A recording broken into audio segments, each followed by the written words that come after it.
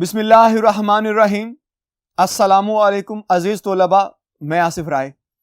عزیز طلباء، آج ہمارے پاس جماعت نحم کا کچھ کام موجود ہے۔ آئیے چلتے ہیں بورڈ کی جانب اور دیکھتے ہیں کہ ہمارے پاس آج کا کون سا کام ہے۔ جی عزیز طلباء، آج ہمارے پاس جو نظم ہے وہ ہے پیوستر شجر سے امید بہار رکھ۔ یہ نظم جو ہے اس کے گزشتہ لیکچرز میں ہم 4 اشعار پڑھ چکے ہیں، 1 اور 2، پھر 3 اور 4۔ آج ہمارے پاس جو آخری 2 اشعار ہیں ان کو ہمیں پڑھنا ہے، لیکن وہی ایک روایتی انداز، روایتی بات کہ میں یہ چیزیں آپ کو لازمی بتایا کرتا ہوں۔ یہ پہلے دونوں لیکچرز میں کر چکا ہوں۔ میں اس لیکچر میں بھی آپ لوگوں سے یہی گزارش کرتا ہوں کہ عزیز طلباء ان کو اپنے پاس ضرور محفوظ کر لیجئے گا، ضرور کر لیجئے، کیونکہ یہ بڑے ہی ضروری ہیں آپ کے پاس پرچہ میں سوالوں کے لحاظ سے یا کثیر الانتخابی سوالات کے لحاظ سے۔ تو آئیے مزید آگے بڑھتے ہیں اور آج کا جو شعر ہے 5واں اس کو پڑھتے ہیں۔ جی عزیز طلباء دیکھیے گا، ہمارے پاس شعر نمبر 5 ہے۔ شاخ بریدہ سے سبق اندوز ہو کہ تو نا آشنا ہے قاعدہ روزگار سے۔ یہ الفاظ ہیں، یہ اس کے معنی ہیں۔ پہلا لفظ ہے شاخ بریدہ، کٹی ہوئی شاخ، سبق اندوز، سبق سیکھ، نا آشنا، نا واقف، قاعدہ روزگار، زمانے کا قانون یا زمانے کا رواج۔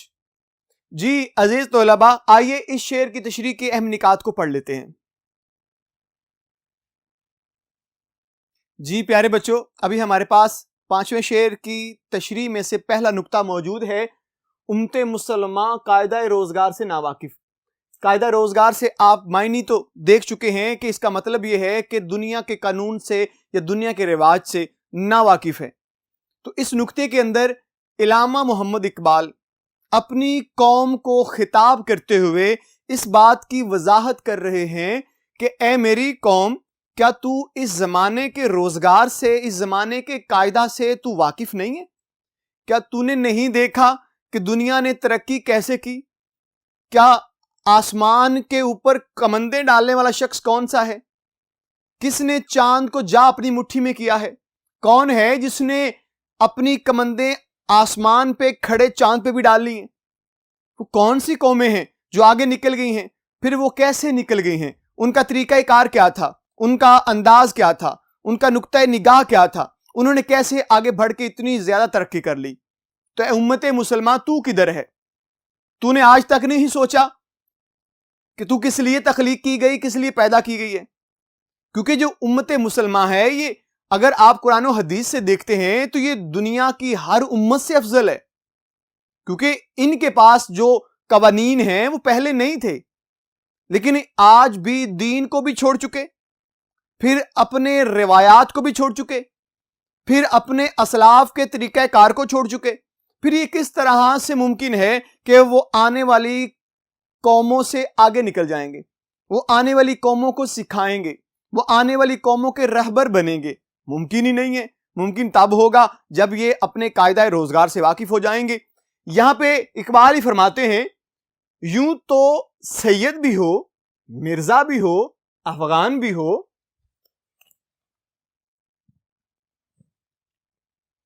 یوں تو سید بھی ہو، مرزا بھی ہو، افغان بھی ہو، تم سبھی کچھ ہو، بتاؤ تو مسلمان بھی ہو۔ یہاں پہ اقبال نے پھر گہری چوٹ لگائی ہے مسلمان کے دل پر، امت مسلمان کو پھر جگایا ہے کہ تم سید بھی اپنے آپ کو کہہ لیتے ہو، مرزا بننے میں بڑا آپ کو فخر محسوس ہوتا ہے، تم اپنے آپ کو مسلمان بھی کہنے کی بہت سی جو ہے وہ طریقہ کار بہت سے اپنا لیتے ہو کہ میں مسلمان ہوں، میں فلاں ہوں، میں فلاں ہوں۔ کیا اپنے آپ کو کبھی ایمان والا مومن بنا کے دیکھا ہے؟ کبھی مومن کی پہچان کروائی ہے؟ یا اپنے آپ کے اندر وہ مومنانہ صفات لائے ہو؟ کبھی نہیں لائے، ہم اس سے بالکل دور ہیں۔ جی پیارے بچوں، اس کے بعد ہے فطرت یا نیچر کا اصول۔ آپ جانتے ہیں کہ نیچر اور فطرت کیا چیز ہے؟ اقبال نے بڑی خوبصورت بات کر دی ہے۔ دیکھیں فطرت کیا ہے، نیچر کیا ہے؟ ایک خوبصورت منظر، ہر ماحول میں بدل بدل کے پھل آ رہے ہیں، بدل بدل کے بیل بوٹے اگ رہے ہیں, جم رہے ہیں, بدل بدل کے بہاریں آ رہی ہیں, ہر چیز خوبصورتی کے ساتھ ساتھ بدلتی چلی جا رہی ہے, اپنے وقت کے ساتھ ساتھ ڈھلتی ہوئی جا رہی ہے. لیکن حیرانی ہے, امت مسلمہ جہاں آپ کے اسلاف چھوڑ کے گئے تھے آج بھی وہیں پہ کھڑی ہے. ذرا بھی اس نے اپنے اندر رد و بدل نہیں لایا, آج بھی وہیں پہ کھڑی ہے. ہمارے رہنماؤں میں اگر سر سید کی بات کریں تو وہ اتنے نیچر کے قائل تھے کہ انہیں لوگ نیچری کہنے لگ گئے. اور اقبال بھی اسی چیز کے قائل ہے کہ بدلتے رہنا ہی تو حقیقت میں زندگی ہے, اپنے آپ کو نئے زاویے میں ڈھالتے رہنا تو زندگی ہے. آپ ایک جگہ کھڑے ہو گئے تو ایسے جیسے موت آ گئی. ایک چیز جاندار ہے, اس کی جب آپ روح نکال لیتے ہیں تو وہ جم جاتی ہے, ساکت ہو جاتی ہے, کھڑی ہے وہیں پہ. ہمارے اندر بھی ایمانی روح کھینچ لی گئی ہے. اب ہم دنیا دار ہیں, امت مسلمان نہیں ہیں. اقبال بتانا چاہتے ہیں کہ ہمیں امت مسلمان بننا ہے, ہمیں وہ قاعدہ روزگار سے واقف ہو جانا ہے, ہمیں وہ کٹی ہوئی شاخ سے سبق سیکھنا ہے جو کبھی بھی ہری نہیں ہو سکتی ہے, خواہ اس کے اوپر جس طرح کی مرضی فصل بہار آ جائے, جس طرح مرضی اس کے سحاب اس پہ برستے رہیں, کبھی ممکن نہیں ہے کہ وہ دوبارہ سے ہری ہو جائے, چاہے آپ اس کو اس کے ساتھ جوڑ بھی دیں, کٹ گئی ہے وہ. جی عزیز طلباء, یہاں پہ ایک شعر ہے اقبال کا, ایک ہوں مسلم حرم کی پاسبانی کے لیے, نیل کے ساحل سے لے کر تاب خاک کا شگر. یعنی کہ یہ بتانا چاہتے ہیں کہ میں ایک ہی اگر ہو جاؤں, ایک ہی اگر اپنے ایمان میں پختہ ہو جاؤں تو میں کہاں سے کہاں تک جا سکتا ہوں. جی پیارے بچوں, مزید آگے بڑھتے ہیں تو نقطہ ہے ہمارے پاس ملت اسلامیہ کا متحد ہونا. اقبال اس چیز کے دائی ہیں, دعویٰ کرتے ہیں کہ جس دن ہماری قوم متحد ہو جائے گی دنیا ہمارے پاؤں تلے ہوگی, دنیا ہماری مٹھی میں ہوگی, دنیا کی ہر چیز کو ہم تسخیر کرتے ہوئے چلے جائیں گے. لیکن ممکن تب ہوگا جب ہم تمام لوگ, تمام امت مسلمان ایک جھنڈے تلے اکٹھے ہو کے نعرہ تکبیر بلند کر لیں گے, اس چیز کو مانیں گے کہ لا الہ الا اللہ محمد الرسول اللہ, اس چیز کو مان لیں گے اور اس کے تقاضے پورے کرنے لگ جائیں گے. یقین مانیے اقبال کا خواب پورا ہو جائے گا, ہم لوگ متحد ہو جائیں گے, ہم اکٹھے ہو جائیں گے. جی پیارے بچوں, ہمارے پاس شعر نمبر 6 ہے, ملت کے ساتھ رابطہ استوار رکھ, پیوستہ رہ شجر سے امید بہار رکھ. آئیے اس شعر کا معنی مفہوم دیکھتے ہیں اور تشریح کے اہم نکات پڑھتے ہیں.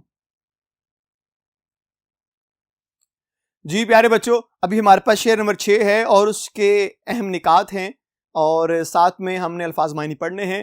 دیکھیے دو ہی الفاظ یہاں پہ موجود ہیں, ملت قوم ہے, پیوستہ رہ منسلک رہ یا جڑے رہ یا ایک دوسرے کے ساتھ رابطے میں رہ. تشریح کے اہم نکات میں دیکھ لیتے ہیں. تو پہلا ہمارے پاس نقطہ بنتا ہے ہر حال میں امت مسلمہ کا اتحاد میں رہنا. ہم گزشتہ شعر میں پڑھ چکے ہیں اور دیکھا جائے تو پوری نظم جو ہے وہ اتحاد پہ چل رہی ہے کہ مسلمانوں کے اندر اتحاد آہستہ آہستہ ختم ہوتا جا رہا ہے. مسلمان بکھرنے لگ گئے ہیں, مسلمانوں کے اندر انتشار پیدا ہونے لگ گیا ہے.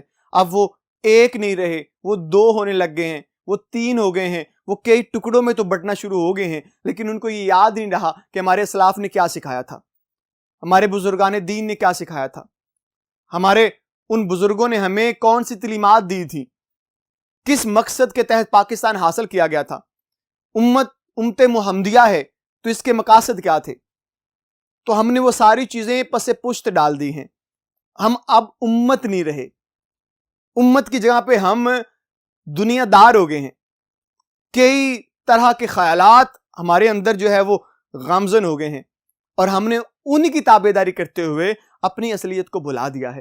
یہاں پہ اقبال بھی کہہ رہے ہیں, نہیں ہے نا امید اقبال اپنی کشتے ویراں سے, ذرا نم ہو تو یہ مٹی بڑی زرخیز ہے ساقی. دیکھیں اقبال کو آج بھی امید ہے, مجھے بھی امید ہے, اقبال کو بھی امید ہے, اور مجھے اپنی قوم پوری پہ یہ امید ہے کہ کبھی تو ایسا ہوگا کہ میری قوم نظریات کو بدلے گی. یہ نظریات جو باقی مغربی اقوام نے آپ کو دیے ہیں ان کو وہ ختم کرے گی, اور وہ نظریات جو اقبال نے ہمیں دیے ہیں, جو اسلام نے ہمیں دیے ہیں, ان کے تحت زندگی گزارے گی. امید ہے مجھے, کیونکہ امید پہ دنیا قائم ہے. اقبال بھی ہی امید لے کے چلے گئے. آج ہماری قوم کو ایک نئے رہبر کی ضرورت ہے کہ وہ اپنی رہبری اس رہبر سے سیکھے, حاصل کرے. جی اس کے بعد بات کرتے ہیں اگلے نقطے کی, قوموں کی ترقی کا راز. تو اللہ تعالیٰ نے بھی کتنی خوبصورتی سے ایمان والوں کو مخاطب کر کے کہا کہ اے ایمان والو، اللہ کو سنو. اللہ کیا کہہ رہا ہے؟ اللہ فرماتا ہے اے ایمان والو، اللہ کی رسی کو مضبوطی سے تھام لو اور تفرقے میں نہ پڑو. جس دن ہمیں یہ ارشاد سمجھ میں آ گیا، اس کے معنی مفہوم ہم سمجھ گئے، ہمیں اقبال سمجھ میں آ جائے گا، ہمیں اقبال کی سمجھ آ جائے گی اور اس پوری نظم کی سمجھ آ جائے گی. یہ پوری نظم ہمیں یہ بتاتی ہے کہ ایک ہو جاؤ، ایک مٹھی بن جاؤ، اپنے آپ کو جکڑ لو، اپنے آپ سے ایک دوسرے کی تنابیں ایک دوسرے کے ساتھ جوڑ لو، ایک دوسرے کی رسیاں ایک دوسرے کے ساتھ کھینچ کے باندھ لو. کوئی اس دائرہ کار سے باہر نہ جائے، ایک ہو جائیں، مل جائیں، اکٹھے ہو جائیں. اقبال بھی یہی چاہتے رہے. اس لیے یہ آیت کا ترجمہ ہمیں یہ بتاتا ہے کہ ہمیں مل کے چلنا ہے، اکٹھے ہو کے چلنا ہے. جی پیارے بچوں، امید کرتا ہوں کہ آپ کو گزشتہ لیکچر کے 4 اشعار اور اس لیکچر کے 2 اشعار، یعنی کل ملا کے 6 اشعار ہو گئے آپ کی پوری نظم کے. یہ آپ کو سارے کے سارے اچھی طرح سے ازبر ہو گئے ہوں گے، اچھی طرح سے سمجھ آ گئے ہوں گے. انشاءاللہ اگلے لیکچر میں آپ سے پھر ملاقات ہوگی. تب تک کے لیے مجھے اجازت دیجیے گا. اللہ حافظ.